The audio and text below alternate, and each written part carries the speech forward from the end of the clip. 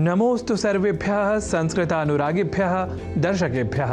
अहं नारायण दत्तः पुनः उपस्थितः संस्कृतपाठशालायाः अभिनवकक्षायां।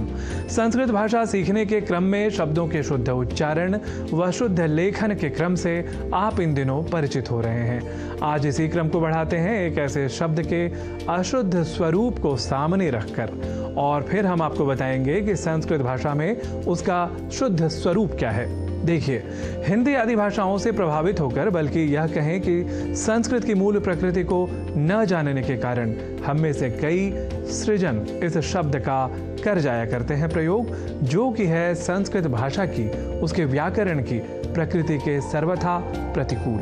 वस्तुतः सृज धातु से ल्युट या अन प्रत्यय के प्रयोग के बाद संधि के साथ शब्द व्यवहार होता है सर्जन या सर्जनम का, न कि सृजन या सृजनम का। पर इन दिनों क्योंकि हिंदी आदि भाषाओं में सृजन इस शब्द का इतना प्रयोग, बल्कि दुष्प्रयोग दिख रहा है कि संस्कृत प्रयोक्ता भी संदेह में आ या अनवधान में रह सृजन या सृजनम जैसे प्रयोग ही संस्कृत में शुद्ध मानने लगे हैं। तो हम न करें सृजन या सृजनम का प्रयोग, और ऐसे प्रयोगों को देखते ही सर्जन या सर्जनम यह है शुद्ध स्वरूप, यह बताया करें, तो अवश्य ही संस्कृत शब्द परक यह शुद्धि हमें प्रयोग में नहीं मिला करेगी।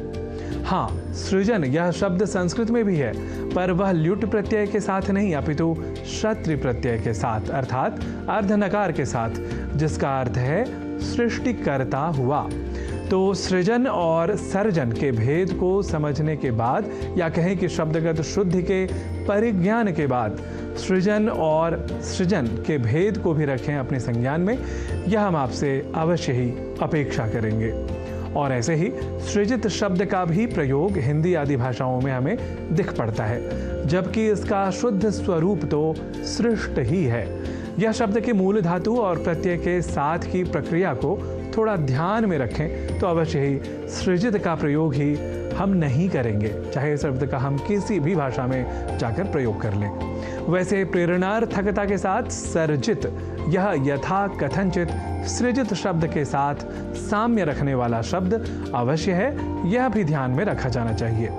पर इस ध्यान के साथ इसका संज्ञान अत्यावश्यक है कि हम सृष्ट या तथाकथित सृजित और सर्जित के अर्थगत भेद को समझ सकें। तो आइए आज जाने गए शुद्ध स्वरूपों के प्रति रहे हमारा अधिक अवधान, एक तदर्थ कर लेते हैं कुछ वाक्यों का प्रयोग भी। जैसे हिंदी में कहना हो कि शिल्पकारों की सर्जनशीलता प्रशंसनीय होती है, इसे संस्कृत में हम कहेंगे शिल्पकाराणाम सर्जनशीलता प्रशंसनीया भवति।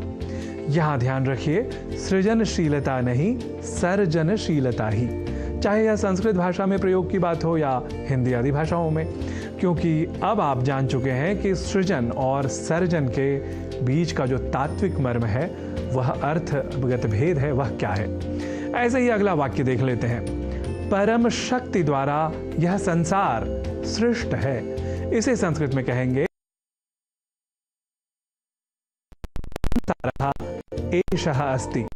यहाँ पुनः ध्यान रखिए कि सृजित नहीं, सृष्ट ही, चाहे यह संस्कृत भाषा में प्रयोग की बात हो या हिंदी आदि भाषाओं में। ऐसे ही एक और वाक्य ले लेते हैं।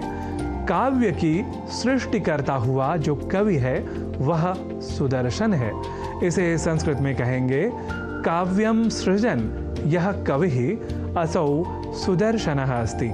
तो आज की संस्कृत पाठशाला का सार यह कि सृजन नहीं, सर्जन ही है शुद्ध शब्द, ऐसे ही सृजित नहीं, सृष्ट है शुद्ध शब्द। और साथ ही आपने आज जाना कि सृजन और सृजन इन दो शब्दों में क्या है शब्दगत साम्य, पर अंततः कौन